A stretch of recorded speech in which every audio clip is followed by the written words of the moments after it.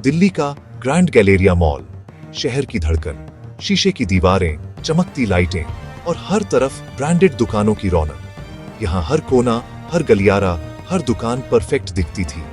Mall management को अपनी सुरक्षा व्यवस्था पर घमंड था। हर इंच पर सीसीटीवी कैमरे। उनका दावा था, यहाँ परिंदा भी पर नहीं मार सकता। लेकिन सच हमेशा वह नहीं होता जो दिखता है।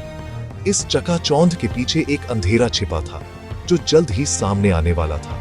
ये कहानी है उस अपराध की जिसमें सबसे भरोसेमंद गवाह सीसीटीवी कैमरे ही झूठ बोलने लगे। 12 जनवरी 2026 सोमवार। मॉल में भीड़ थी। फूड कोर्ट खचाखच भरा था। तीसरे फ्लोर की रॉयल जेम्स ज्वेलरी शॉप के बाहर अचानक अफरा तफरी मच गई। एक अमीर बिजनेसमैन फर्श पर गिरा मिला। सिर से खून बह रहा था। उसकी सांसें थम चुकी थी। पुलिस आई, मॉल सील हुआ। सबको यकीन था कि कैमरा नंबर 37 में कातिल कैद होगा। लेकिन फुटेज में बिजनेसमैन गिरता दिखा, मगर मर्डर के ठीक पहले के कुछ सेकंड्स गायब थे। यहीं से असली रहस्य शुरू हुआ। कैमरे की आंखों ने सच छुपा लिया था। केस स्पेशल क्राइम ब्रांच को सौंपा गया। ऑफिसर अनिरुद्ध शेखावत ने जांच शुरू की। वह सबूतों के पीछे छिपी कहानी पर ध्यान देता था। क्राइम सीन पर पहुंचकर उसने मॉल की दीवारों पर लगे कैमरों को गौर से देखा। उसे पहली नजर में ही कुछ गड़बड़ लगी। कंट्रोल रूम में उसने वही फुटेज देखी। बीच के सेकंड्स गायब। बाकी अफसरों को लगा टेक्निकल ग्लिच है, लेकिन अनिरुद्ध को यकीन था कि यह साजिश है। उसने मॉल के सीसीटीवी सिस्टम का ब्लूप्रिंट मंगवाया। उसे शक था अपराधी अंदर का ही कोई है जो सिस्टम को अच्छी तरह जानता है। अनिरुद्ध ने कैमरा 37 की फुटेज को लूप पर चलवाया। उसने फुटेज के 3 हिस्से किए, जर्क से पहले, जर्क के दौरान और बाद में। उसने देखा जर्क से पहले और बाद के फ्रेम्स में लाइटिंग और शैडो का एंगल अलग था। 4 सेकंड गायब थे। इसका मतलब था किसी ने 2 अलग अलग क्लिप्स को जोड़कर एक बना दिया था। अब अनिरुद्ध को यकीन था डिलीट की गई असली क्लिप में ही सच छिपा है।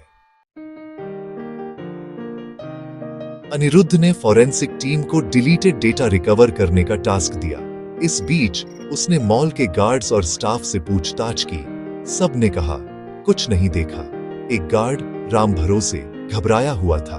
उसने कहा भगदड़ में वह भी भागा, कुछ नहीं देखा।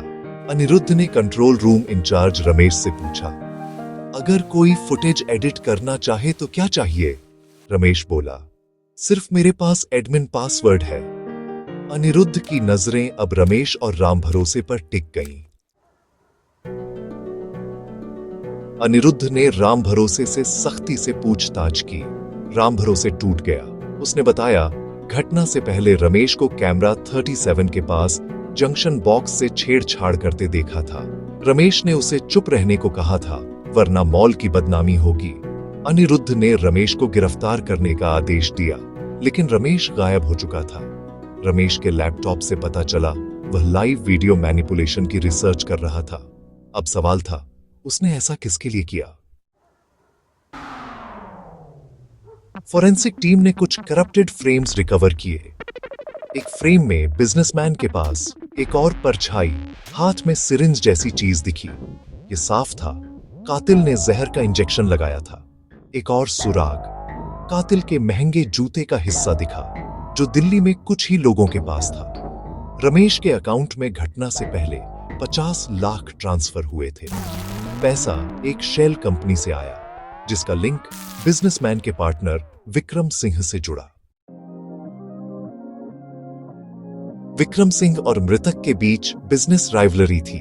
मोटिव साफ था। विक्रम वही लिमिटेड एडिशन जूते पहने मिला जो फुटेज में दिखे थे। विक्रम ने रमेश को 50 लाख का लालच दिया। रमेश ने वीडियो लूपिंग से लाइव फीड में 4 सेकंड की पुरानी क्लिप डाल दी। मर्डर के वक्त विक्रम ने भीड़ में छुपकर इंजेक्शन लगाया। सीसीटीवी में सब छुप गया। सबूतों के सामने विक्रम टूट गया। उसने गुनाह कबूल किया और रमेश देश छोड़ने की फिराक में था। यह केस मिसाल बन गया। सीसीटीवी फुटेज को ही हथियार बनाकर मर्डर छुपाया गया।